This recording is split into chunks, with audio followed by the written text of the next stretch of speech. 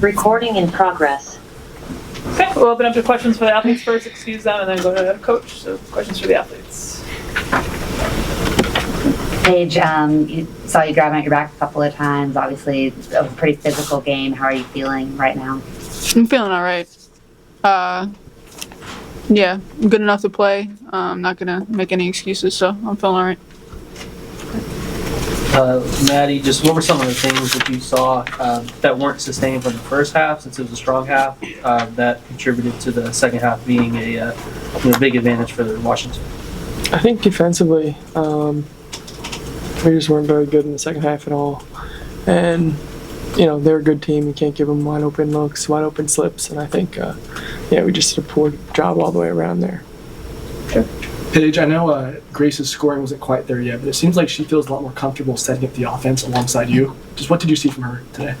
Yeah, she's just getting more comfortable and confident in the offense and getting us organized. She just plays with the effort that you really can't teach. So she just makes a positive impact on the basketball game, regardless of made or missed shots. Maddie, there were, I think, 18 fouls called in the third quarter alone. 50 free throw shot, more than 50 free throws, more than 50 shots in the game. How hard is it to play in a game that can be that disjointed because of the whistles? Yeah, I think, both ways. I'm trying to think. I don't want to get fined. Both ways, I think, they called us a ton of fouls, and it's obviously, it's hard to get into a flow like that. And, we made a lot of our free throws, but just being able to take advantage and not getting as frustrated, I felt we let it affect us a little bit too much. And it's sometimes they're going to make tough calls that don't go your way, and it's, we just have to be able to move on from that. Maddie, so there was by my count, 2 minute 37 seconds where you did draw Lucy as the defensive assignment. What was that like for you personally and professionally? It's definitely cool being able to play with her. I was trying to get the post up on the other end. I was trying to take advantage of her size on the other side, but very happy for her. Obviously, carving a role out in DC, but she's a great player. She's going to continue to get better every day. A lot of times in games, y'all have been right there. What do you think it will take to just close that gap? Just being about action, not words. We know what to do, so just doing it. On the pick and roll, when the point guards are bringing the ball down the court, when the post rolls, there seems to be a hesitation in feeding the post.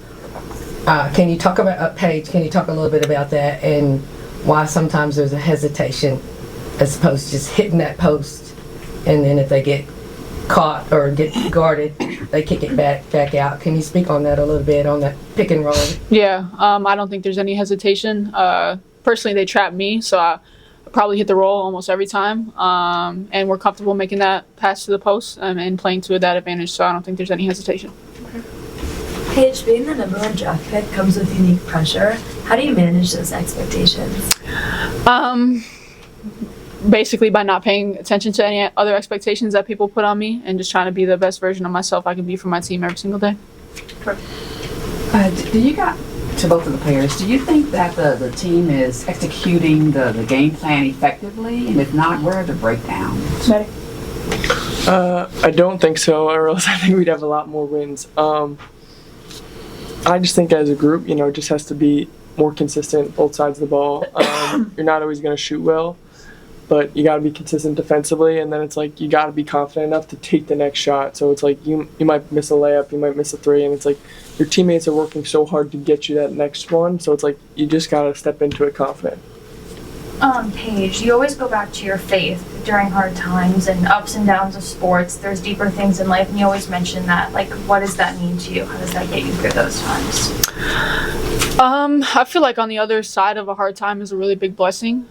So continuing to keep that faith, it's easy to believe in God and think all things are well when you're coming off a national championship and you're winning games, you have a winning record, but how are you and how is your character when you have a losing record? And so to remain the same and steadfast in your faith is something that I try to embody. So the third quarter has seemed to be a thorn in you guys' side for the majority of the year. when you're coming out of halftime, is it lack of energy? Is it lack of communication? Is there anything that you kind of you could put a finger on when that happens? I think we just got to come out with a more intensity about us, and don't take our foot up off the gas and play an entire 40 minutes. DJ on the Zoom.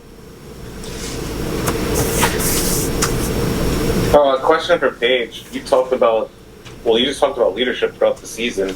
I wanted to know, what's your message to this team during the final month of the regular season? And personally, what's one area you want to sharpen to help Dallas end on a high note? I mean, there's only so much we can talk about. I think we've had these conversations almost after every game. So right now it's all about action. And I think that is a place I can be better at in setting the tone. Rob, go ahead. Rob Jansen from the Podium Finish. I got two quick questions for each of you. First, Paige, despite the tough result tonight against Washington, the Wings have shown potential in each game. So from your perspective, how important is it for the team to keep focus on the big picture? And how do you use your voice to galvanize your teammates? And for Maddie, coming off the bench with a great game again, how do you look to set the tone personally and help the team push through these challenging times? Good choice. Yeah, I mean, I think we all are frustrated with losing. So to continue to stay together through the tough times, and just, I mean, well, like I said before, we talked about it enough. I think we just need to put action behind our words. Can you repeat the question? Sorry. Certainly. As a catalyst off the bench, how do you look to try to set the tone personally and help this team go through these challenging times?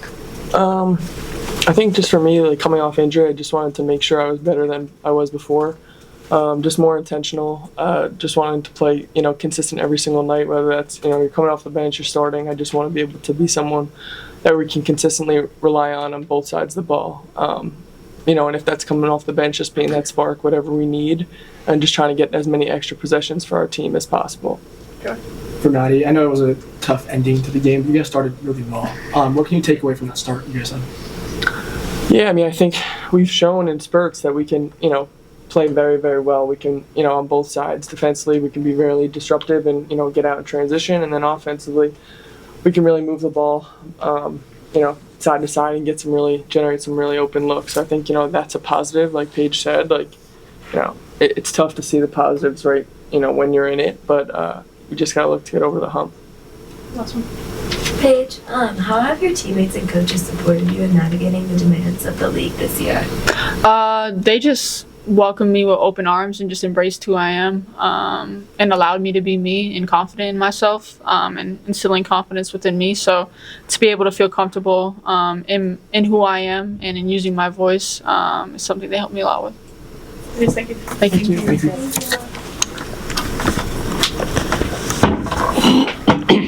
A lot of questions. I'll ask what I asked Maddie. Just that first half, you guys did look really good out there. Just what can you take away from that first half? Yeah, we have to put 40 minutes together. But I think when we get stops and can run and play out in the open floor, we're better, of course. We've got to find ways to, even when we're not, first off, we need to get more stops, period. But even when the ball goes through the hoop, we need to still find ways to generate the same type of pace and tempo and keep the ball moving from side to side. I think in the third quarter there, you're taking the ball out of the hoop a lot, and then he just kind of slows you down. Things get sticky. Now they can load up and execute their defensive coverages a little better. So that's our growth area. But offensively, yeah, I mean, when your whole team's under 20 for 2 quarters in a row and you get stops and you run, then the offense feels better. So we've got to put 4 quarters together. What do you think it is about the third quarter that's just kind of been that Achilles heel for the team? I wish I had an answer. Is it my halftime speeches? Maybe. I've got to be better there. But we've just got to be better. We've just got to sustain. We've got to find a way to sustain. And I've been talking about it, right? It's a discipline and it's a consistency for 40 minutes. Great. Felt like Paige wasn't as involved in the second half. You're kind of used to seeing her down the stretch. What would you aggressive with her at the point of attack? So they're gonna challenge other people to beat you, right? When you can bring two people to her. It's let's get her off the ball and make other people have to beat you. Then you can put her off the ball and try to get her on the move. Citron, top blocking and just being really physical. It makes it really hard for her to get touches. You try to make her a screener. And then two, you know, when she's playing with Grace, it allows her to be off the ball earlier and work to get early touches off. And then when Grace is off the floor and JJ's not on the floor, now she has the ball in her hands initially, so she's working more to get it up the floor. There's lots of factors that go into it. But credit to Paige that she is just going to continue to fight, continue to keep moving, and do whatever she has to do to help the team win, even if it's not getting as many shots as we'd like her to get. So pre-game, Aisha said that you deserve a lot of grace in your first year. I was just wondering, what are some of the challenges maybe that you've had to overcome being a first-year head coach? Yeah, I mean, I won't ask for that. Like, I'm going to be my harshest critic, and I'm going to look in the mirror every single day and figure out how I can be better for my staff, for my team, for this organization. I'm not complacent. I don't feel good about this every night. I don't take it for granted. And with that being said, I think there is, you need to take a step back at times and understand what this organization decided to do in a lot of its moves, including this move right here of potential, right? Of, okay, yeah, he's never done this before, but there's a belief in his capacity. And it's not like to expect that to be, skyrocketing right off the bat is, yeah, there are high expectations and those have to be there. This is professional sports. But if you can take a step back and think, all right, are they learning and are they getting better? And it might not look like it on the floor, but are the seeds being planted behind the scenes in the locker room for something that will ultimately lead to a positive culture that will ultimately lead to a winning brand on the floor? Washington had a pretty big advantage in points in the paint and then also points off turnovers. Just what were some of the things that they did well to accomplish that? Yeah, I mean, that's what they do, right? They just pound the ball. They're relentless downhill, peaky on the boards. And then I think us too, a lot of that was self-inflicted. Like, we had, how many layups did we miss in the first half? So that 10-point lead honestly should have been a close to 20-point lead. And then that's a different story in the second half. But even with that being said, you can't give up 60 points in the second half and expect to win a game. But they were aggressive to the point of attack, disruptive, and just they were who they were. That's who they are, right? They're a defensive presence consistently, and they attack the paint relentlessly. Coach, Isaiah and JJ have shown flashes throughout the year. They've had big games. Both had 8 minutes today. What can you say about their development, and is it a scheme situation? What are you seeing from your two rookies outside of Paige? Yep. Again, loving everything JJ and Isaiah have been doing, and we'll continue to find opportunities to get them on the floor to be able to showcase that. So there's the ultimate belief in the two of them. And in their impacts, whether that's starting or coming off the bench. And so just appreciate their commitment to our processes and showing up day in and day out. Right. So circling back for a second, your first year head coach, you coached like all over, including 2 years in the Big Five at St. Joe's. How did that experience? In the Big Five in Philly? Oh, I love it. Philly basketball, it's just an incredible tradition. So to be able to experience that for a couple years at St. Joe's, extremely grateful and lucky. It's just an awesome brand of basketball and some incredible coaches and history that comes out of there. So have a lot of pride for the Big Five, or is it Big Six now? I think they added Drexel, right? They did, but still. Yeah, lots of pride and learned a ton. Those were my really formative years there. And Philly is hard, tough nose, blue collar, like just. So, that's the work ethic, that's the grit, that's the toughness and determination. So I take all that with me and try to embody that day in and day out with how I show up and how I put in my work for our staff and our players. DJ on the Zoom. Coach, this team has been competing hard all season, but I just wanted to know, there are two questions. How do you get this group to sustain sharp execution, especially going into the last month of the season, so you can turn these close efforts into big wins? And then I wanted to know what specifically adjustments on offense and defense are you prioritizing down the stretch? Yep.